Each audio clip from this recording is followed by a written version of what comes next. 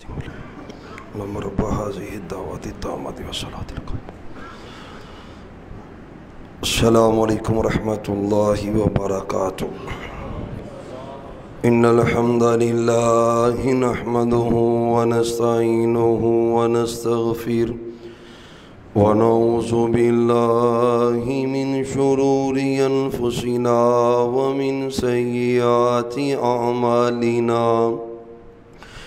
من يهده الله فلا مضل له ومن يضلله فلا هادي له.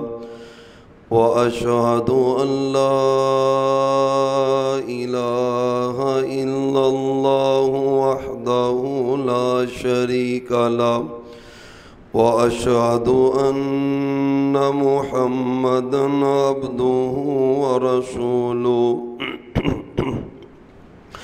يا أيها الذين آمنوا اتقوا الله حق تقاته ولا تموتن إلا وأنتم مسلمون. يا أيها الناس اتقوا ربكم الذي خلقكم من نفس واحدة وخلق منها زوجها وبث منهما رجالا كثيرا ونساء. واتقوا الله الذي تساءلون به والأرحام إن الله كان عليكم رقيبا. يا أيها الذين آمنوا اتقوا الله وقولوا قولا سديدا يصلح لكم أعمالكم ويغفر لكم ذنوبكم. ومن يطع الله ورسوله فقد فاز فوزا عظيما. أما بعد فإن خير الحديث كتاب الله وخير الهدي هدي محمد صلى الله عليه وسلم. وشر الأمور محدثاتها وكل محدثة بدعة وكل بدعة ضلالة وكل ضلالة في النار. أعوذ بالله السميع العليم من الشيطان الرجيم. بسم الله الرحمن الرحيم. يا أيها الرسول بلغ ما أنزل إليك من ربك وإن لم تفعل فما بلغت رسالته والله يعصمك من الناس. قال النبي صلى الله عليه وآله وسلم إن دماءكم وأموالكم حرام عليكم كحرمة يومكم هذا في شهركم هذا وفي بلدكم هذا. وإن كل أمر الجاهلية موزون تحت قدمي وإن كل دم الجاهلية موزون وإن كل ربا الجاهلية موزون أو كما قال عليه السلام. اللهم صل على محمد وعلى آل محمد وبارك وسلم علیہ.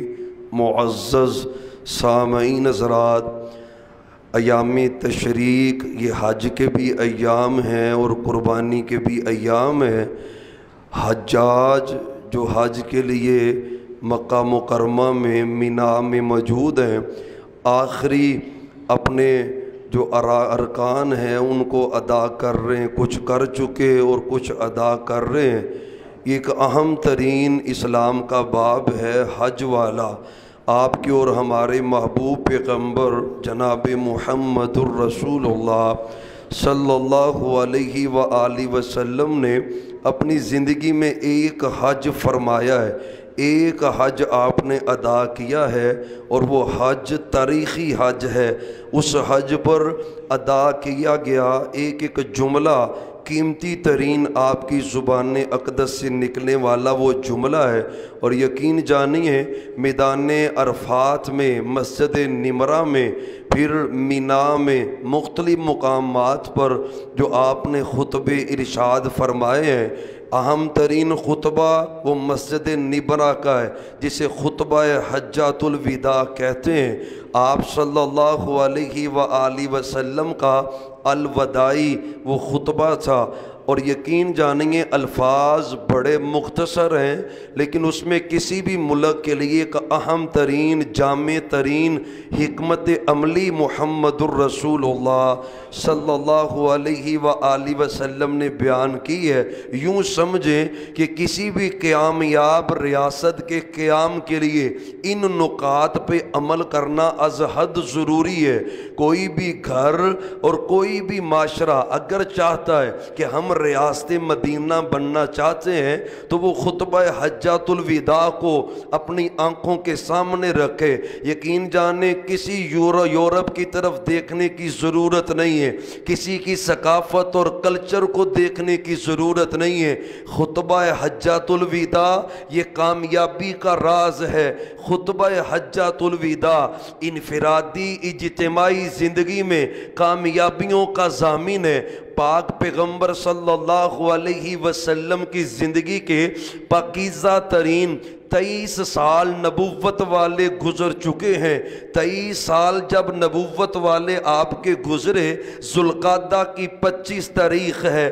آپ نے صحابہ سے کہا، صحابہ میں حج کا ارادہ رکھتا ہوں، حج کرنا چاہ رہا ہوں، حج کے لیے روانہ ہوں گا۔ اب آپ کی زبان اقدس سے نکلنے کی دیر تھی، اور آپ جانتے ہیں یقینی بات ہے شیخ پورے کا کوئی معروف عالم دین ہو، اس کا ارادہ ہو حج کا، لوگ کہتے ہیں یار میں بھی نا اس قافلے میں شریک ہو جاؤں، یا ہم نے اس طرح سنا ہوا ہے۔ کوئی کہتا ہے یار میں نے علامہ شہید کے ساتھ حج کیا ہے، کوئی کہتا ہے میں نے مولانا اسماعیل سلفی رحمہ اللہ کے ساتھ حج کیا ہے، کوئی کہتا ہے میں نے داؤد غزنوی رحمت اللہ علیہ کے ساتھ حج کیا ہے۔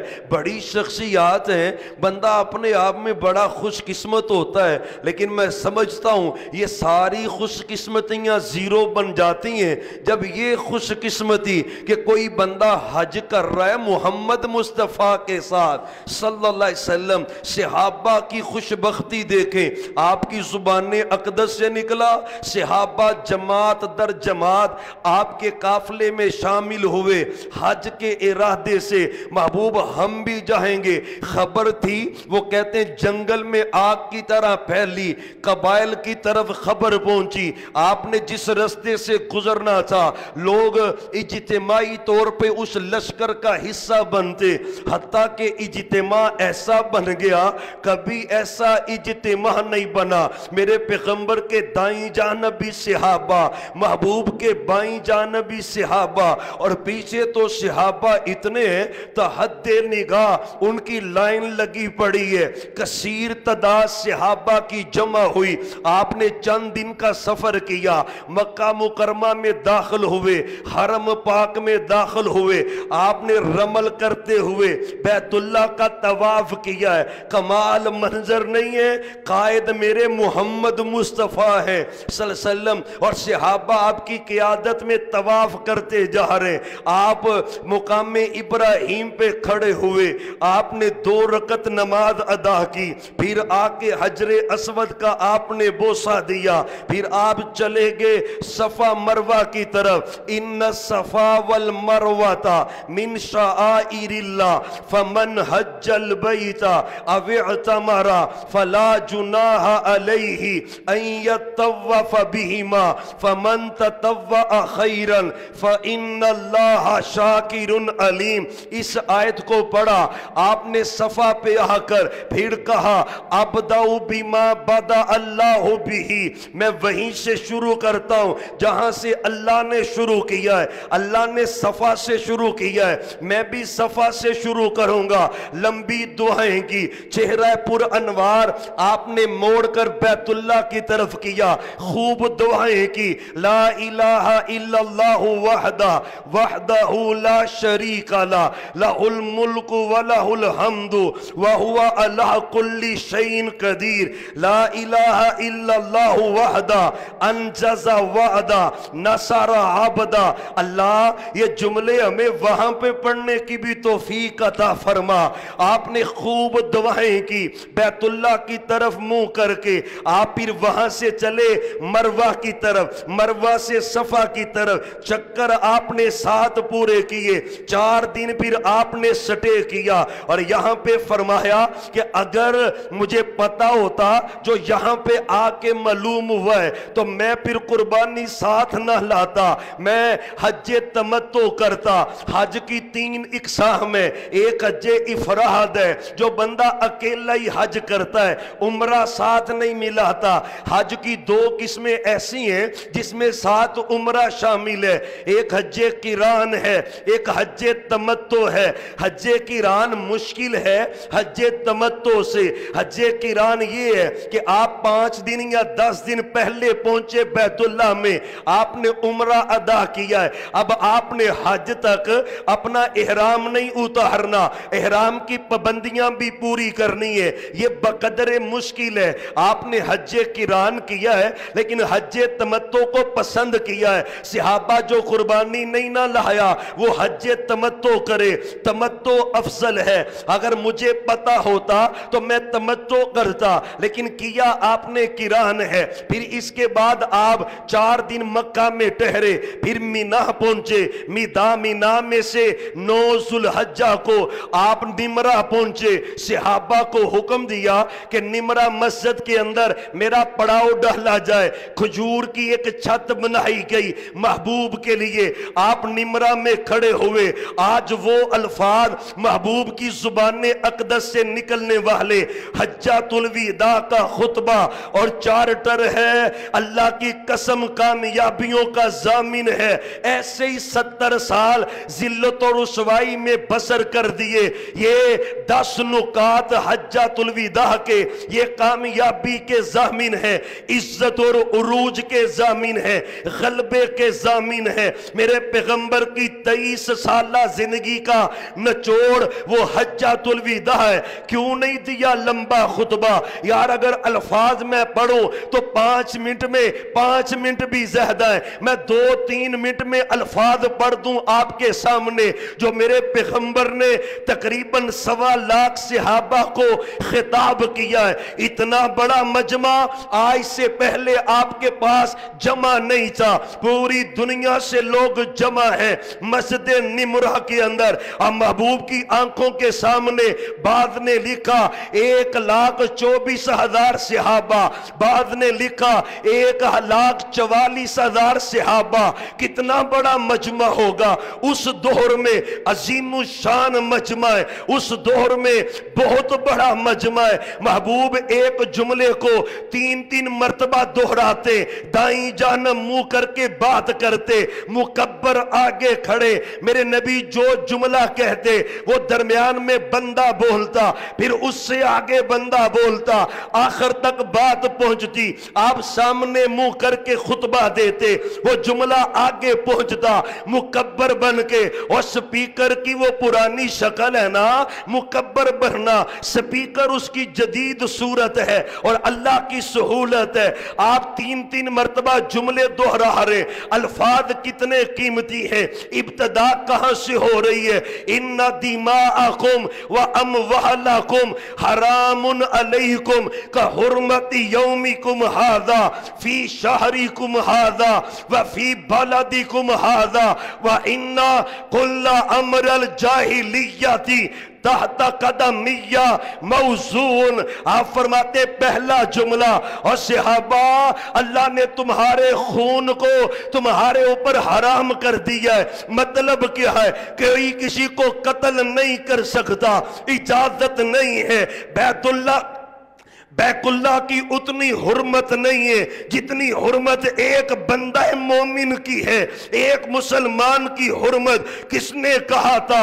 سیدنا و مولانا عمر بن خطاب ہے رضی اللہ عنہ. بیت اللہ کو مخاطب ہو کے کہتے اے بیت اللہ تیری عظمت بڑی ہے، تیری شان بھی بڑی ہے، لیکن سن لے ایک مسلمان کا خون قیمتی ہے، تیری حرمت سے بھی زیادہ ایک مسلمان کا خون قیمتی ہے. وہ مسلمان جو کشمیر میں کٹ رہا ہے، فلسطین میں کٹ رہا ہے، شام میں کٹ رہا ہے، جگہ جگہ پہ ذبح ہو رہا ہے.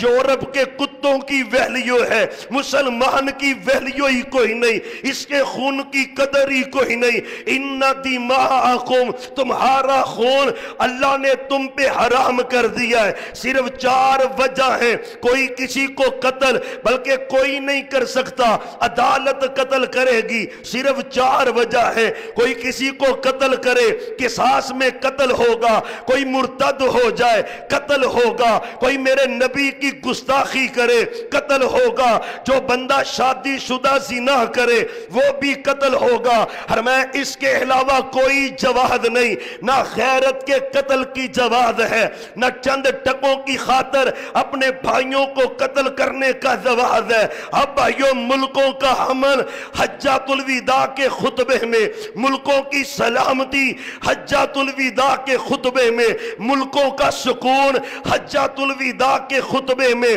فرمایا صحابہ جائز نہیں. حضرت عمر نے کہا رضی اللہ عنہ اگر 50 بندے ایک مسلمان کے قتل میں شریک ہوں گے، میں 50 کو قتل کروں گا، قصاص میں 50 قتل ہوں گے. کیوں کہا؟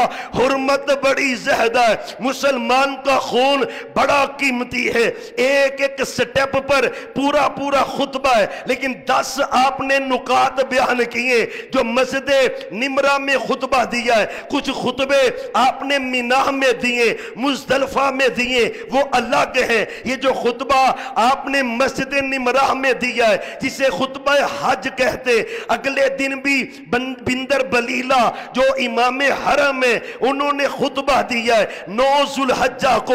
یہ اسی مقام پر خطبہ ہے جو کائنات کے سردار محمد، ذرا پڑھے پھر پڑھے یار، محبت کا اظہار کریں. ماشاءاللہ اللہ کو برکتیں دیں، صحت عطا کرے، آپ گوشت کھاتے رہیں، خوشیاں مناتے رہیں، اللہ آپ کو برکتیں عطا فرمائے. ذرا درود پڑھیں نا محمد، پھر پڑھیں محمد. یار محبت ذرا اور کریں محمد صلی اللہ علیہ وآلہ وسلم.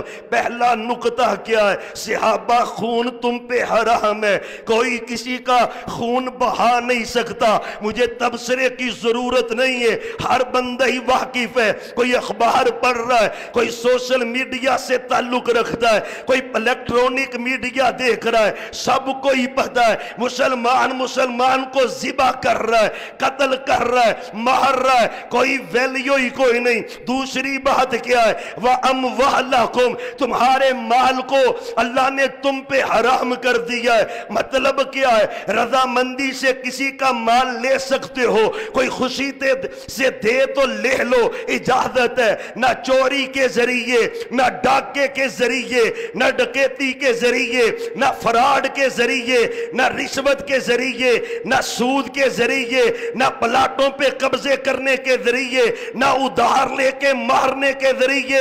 اموالکم علیکم حرام، اور تمہارے مالوں کی بھی حرمت ہے. نہیں جائز کسی کا مال مارنا. ایک بندہ ہے فوت ہوا ہے، 1 روپیہ اس نے قرضہ دینا ہے. کتنے؟ پھر بولے یاردارہ سر بولے. میں صرف نہ اس کی سنگینی آپ کو سنانا چاہتا ہوں. معاشرے میں عام ہے ایویں چلتے چلتے کسی پھل سے چیز اٹھاتا ہے اور کھا لیتا ہے، ریڑھی سے کسی دکان پہ کھڑا ہے ایسے ہی اس کی چیز کھاتا جائے گا۔ اللہ کی قسم تجھے پتہ ہی نہیں سنگینی کیا ہے۔ 1 روپیہ قرضہ، 1 میت آ گئی، محبوب جنازہ پڑھا دے۔ فرمایا اس نے کوئی قرضہ تو نہیں دینا کسی کا؟ فرمایا محبوب 1 درم قرضہ ہے، 1 درم۔ اللہ ہی اللہ، ہمیں لے جاؤ، میں نے نہیں اس کا جنازہ پڑھانا، میں نے نہیں، یہ رحمت للعالمین ہے میرے سچے نبی۔ فرمایا میں نے جنازہ نہیں پڑھانا، صحابہ میں جا رہا ہوں، تم جنازہ پڑھا دو۔ یہاں پہ کیا ہے؟ خدا کا واسطہ ہے، گریبانوں میں جیبوں میں جہاں کے مال کس کا ہے؟ اور بینکوں میں مال کس کا پڑا ہے؟ بہنوں کا، بیٹیوں کا حصہ تو نہیں پڑا؟ کسی کے مال کو ناجائز ہڑپ تو نہیں کیا، وہ تو نہیں پڑا؟ عیاشی پچھلے کریں گے، قبر میں گریبان تیرا پکڑا جائے گا۔ اموالکم علیکم حرام، حجۃ الوداع کا خطبہ تربیت کا خطبہ ہے۔ صحابہ قطعاً جائز نہیں ہے کسی کا مال۔ میرے پیغمبر صلی اللہ علیہ وسلم آپ نے پتہ کیسی محتاط زندگی بسر کی ہے۔ اور شیخو پورا والوں، غیور مسلمانوں، اہل توحید، اہل ایمان، اہل سنت، اہل حدیث کہلوانے والوں، خدا کا واسطہ ہے اپنے مالوں کی چھان بین کر، جو تیرا ہے وہ تیرا ہے، جو کسی کا ہے وہ تیرا نہیں ہے۔ سنگینی بڑی ہے۔ میرے پیغمبر نے کہا جنازہ نہیں پڑھاؤں گا جس نے 1 درم قرضہ دینا ہے۔ یہاں پہ لاکھوں کے لاکھوں پڑے۔ اگلے دن ایک نا قرضے کا معاملہ تھا، وہ ہینڈل کرنے کا موقع ملا، تو وہ آگے پتہ کیا کہہ رہا ہے؟ جس نے دینے ہیں اور لے جان دینی تے لیلہ ہے۔ اس نے کہا میں قیامت والے دن تم سے متعارف، اور ٹھیک ہے پھر اتھے تے جان چھاڑو تھے لی نہیں۔ اللہ میری توبہ، اسے قبر یاد ہوتی تو یہ جملہ کہتا، اسے مرنا یاد ہوتا تو یہ جملہ کہتا کہ لے جاتے تو لے لے، عاجزی کر، منت کر، اس کی ترلا کر، تیرا حق یہ بنتا ہے۔ مال تم پہ حرام ہے۔ سنو تیسری بات کیا ہے؟ میرے سچے نبی نے کہا، اور مال حرام کی بات آئی ہے نا، خدا را بزرگوں جو یہاں پہ بیٹھے، اور میں تمہیں اللہ کا واسطہ دے کے کہتا ہوں، جائیداد میں ڈنڈی نہ مارنا، اپنی بیٹیوں کو محروم نہ کرنا۔ اے پترا تانوں قبر چ بچان کوئی نہیں جے ہونا، رب دی قسم چک کے آنا، خدا کا واسطہ ہے تو انصاف کر جا، اپنی قبر ٹھنڈی کر جا، نہ ڈنڈی مارنا۔ فلانا پتر سیوا چوکی کردا ہے، اینوں کو 2 مرلے ود دے دیو، آپ کے پاس اختیار ہے ہی نہیں زیادہ دینے کا، تقسیم رب نے کر دی ہے، اسی کے اصول پہ تقسیم ہوگی۔ وراثت فرض ہے جو رب نے کر دی۔ خدا را قبر اندھیری نہ کرنا، قبر خراب نہ کرنا، بچ جا قبر کے عذاب سے۔ تیسرا جملہ جو میرے سچے نبی نے کہا، اِنَّا كُلَّ أَمْرَ الْجَاهِلِيَّةِ قَدَمِيَّةً تحت قدمیہ موزون۔ صحابہ اسلام آ چکا ہے، جہالت کا ہر کام میں نے اپنے پاؤں کے نیچے روند کے رکھ دیا ہے۔ آج کے بعد حجاز پہ اگر کوئی بات رہے گی تو اللہ کا دین رہے گا۔ جہالت ختم، بت خانے ختم، پکی قبریں ختم، خاتمہ شرک کے اڈوں کا، ہر چیز کا خاتمہ، ایک اللہ کی عبادت رہے گی، سچے نبی کی اطاعت رہے گی۔ ہر میں جہالت کا ہر کام ہی ختم ہے۔ میں آپ کو ایک حدیث سناتا ہوں، محمد الرسول اللہ صلی اللہ علیہ وسلم کی حدیث ہے، صحیح مسلم کے اندر، بخاری کے اندر۔ آپ فرماتے ہیں صحابہ، اربع فی امتی من امر الجاہلیت لا یترکونہن، الفخر فی الاحساب والطعن فی الانساب والنیاحۃ والاستسقاء بالنجوم، او کما قال علیہ السلام۔ صحیح بخاری اور مسلم کی حدیث ہے۔ صحابہ 4 کام جہالت کے، ابو جہل کے، ابو لہب کے، لیکن بدقسمتی سے میری امت بھی ان کو اپنائے گی. بدقسمتی سے پہلا کام کیا ہے؟ الفخر فی الاحساب. میں جی جٹ ہوں، ہاں میں رانا ہاں جی میری برادری. یہ ہے کہ نہیں کلچر؟ ڈیروں پہ، دکانوں پہ، ہوٹلوں پہ دوستوں کی مجلسوں چل رہے میں فلاں. الفخر فی الاحساب. اپنی برادری پہ فخر ابو جہل کر رہا ہے، وہ اپنے فخر پہ جہنم پہنچا. اللہ نے بلال کو جنت کا شہزادہ بنا دیا ہے. الفخر فی الاحساب، حسب میں فخر کرنا.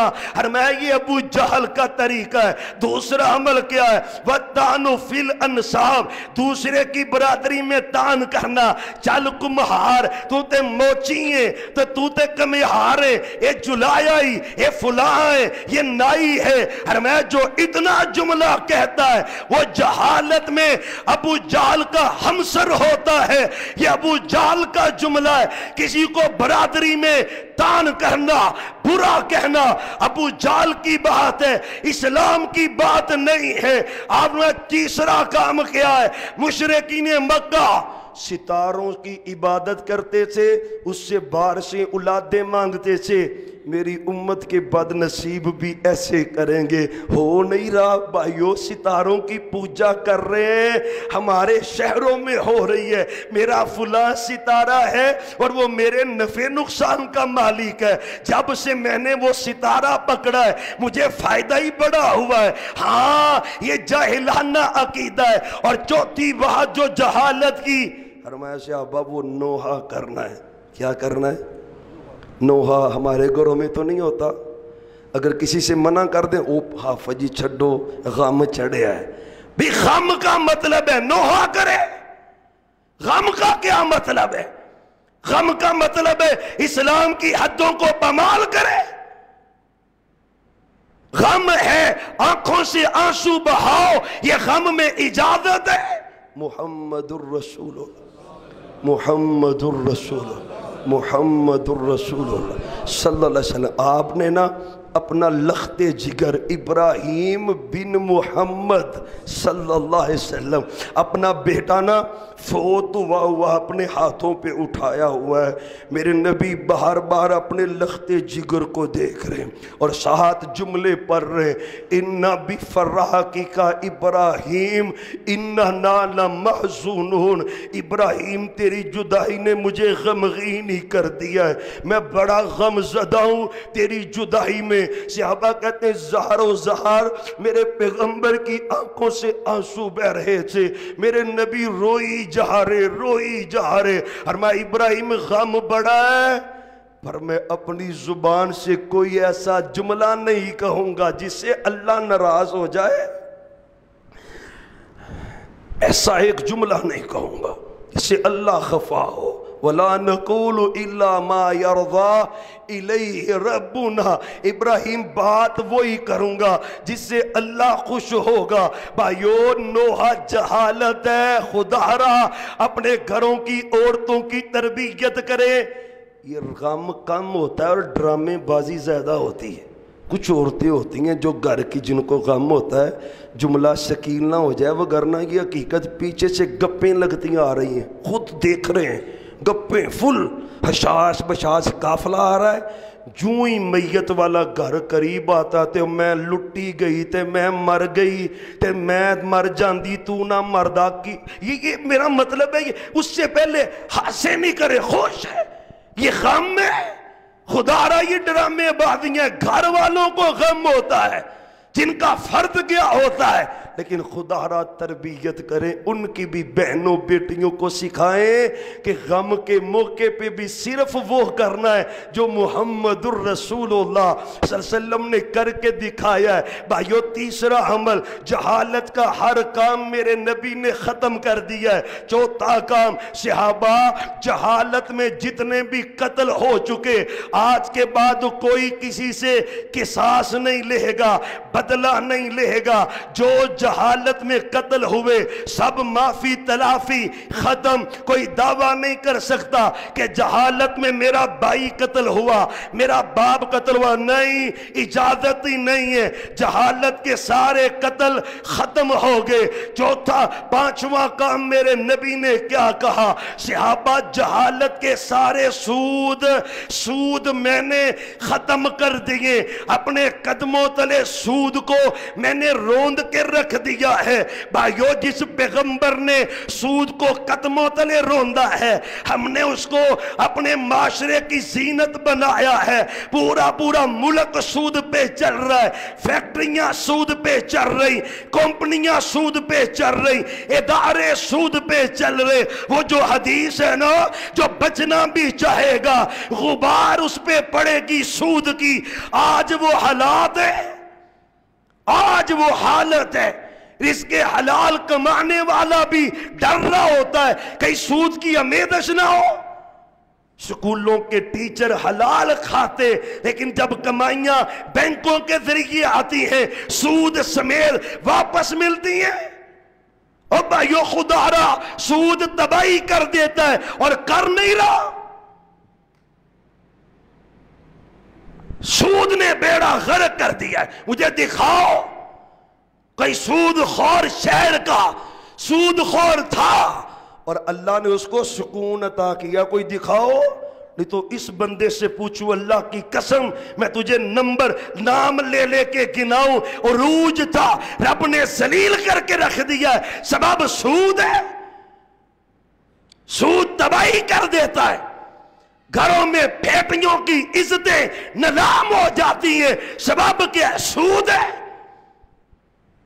رب سے جنگ کرنے والا بچ سکتا ہے؟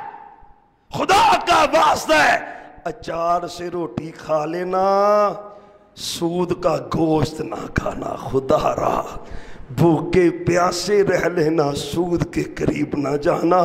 یہ وہ لعنت ہے جس کو میرے نبی نے کہا صحابہ میں نے اپنے پاؤں تلے کچل دیا ہے. ختم. 5 باتیں. چھٹی بات محمد الرسول اللہ صلی اللہ علیہ وسلم نے فرمایا کہ اب باتیں ساری پوری کی تو ٹائم لمبا ہو جائے گا, اسی پہ اکتفا کریں گے انشاءاللہ. بلکہ 5 باتیں ہو گئی ہیں, 5 اس خطبے کی باقی ہیں, وہ اگلے خطبہ جمعہ میں کریں گے. آخر دعوانا ان الحمدللہ.